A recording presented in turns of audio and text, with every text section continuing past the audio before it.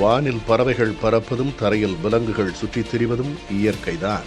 ஆனால் விமான நிலையத்திற்கு உள்ளேயும் வெளியேயும் அவற்றின் நடமாட்டம் பயணிகளின் பாதுகாப்பை கேள்விக்குறியாக்குகிறது.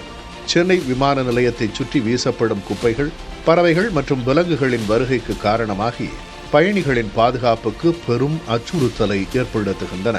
அண்மையில் லண்டனிலிருந்து 236 பயணிகளுடன் சென்னை வந்த பிரிட்டிஷ் ஏர்வேஸ் விமானம் தரை இறங்குவதற்கு சற்று முன்பாக பறவை ஒன்று என்ஜினுக்குள் சிக்கியதால் பெரும் விபத்துக்குள்ளாகும் அபாயத்தை எதிர்நோக்கியது. எனினும் விமானியின் சாமர்த்தியத்தால் விமானம் பத்திரமாக தரையிறக்கப்பட்டது. இப்பிரச்சனையின் பின்னணியில் விதிமுறைகளுக்கு புறம்பான குப்பை கிடங்குகள் இருப்பது தெரிய வந்துள்ளது. விமான நிலையத்தின் 10 கிலோமீட்டர் சுற்றளவிற்குள் திறந்தவெளி குப்பை கிடங்குகள் இருக்கக்கூடாது என்பது விதியாகும்.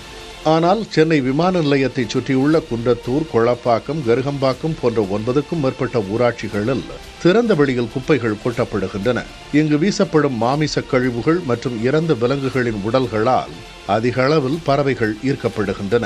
இவை விமான பாதையில் பறப்பதால் விபத்து நேரிடும் அபாயம் பன்மடங்கு அதிகரிக்கிறது. குப்பை கொட்டுவதை தடுக்க உள்ளாட்சி அமைப்புகளுக்கு தொடர்ந்து கடிதங்கள் அனுப்பியும் கூட்டங்கள் நடத்தியும் எந்த பலனும் இல்லை.